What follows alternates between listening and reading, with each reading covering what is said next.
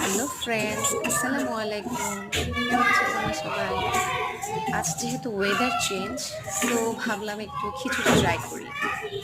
So প্রথমে আমি ডালটা ভেজে নিলাম, তারপর বাকি পেঁয়াজ, কাঁচামরিচ এগুলো সব কেটে নিয়েছি, ডালও ধুয়ে নিয়েছি, চিকেনটাও ধুয়ে সব রকমের মশলা মেখে রেখে দিয়েছি। সাথে আমি একটু আলুও নিয়েছি। তোমরা চাইলে এটা নাও নিতে পারো। সো আমার চিকেনগুলো ভালো মতো ভেজে নেব।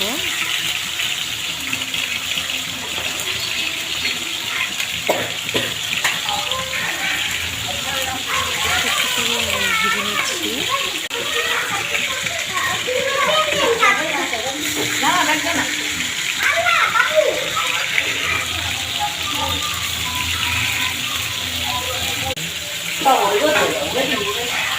পাশাপাশি আমি চাল আর ডালটা ভালো মতো ধুয়ে রেখে দিয়েছি।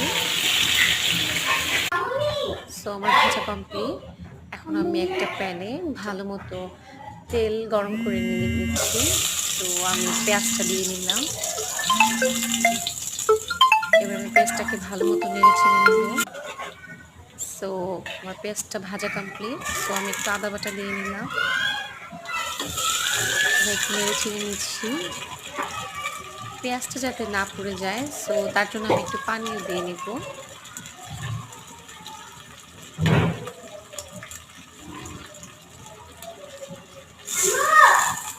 একটু সামান্য পানি দিয়ে নিচ্ছি।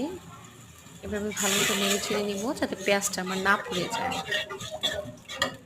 তারপর আমি একটু একটু করে মশলা দিয়ে নিব। তো প্রথমে আমি হলুদের গুঁড়া দিয়ে নিলাম, একটু নেড়ে ছেড়ে নিব। তারপর আমি মরিচের গুঁড়াও দিয়ে নিব। আমি একটু স্পাইসি পছন্দ করি, সো আমি একটু বেশি দিয়েছি পরিমাণে। তোমরা চাইলে একটু কমও দিয়ে নিতে পারো। তারপর আমি ধনিয়ার গুঁড়া দিয়ে নিলাম।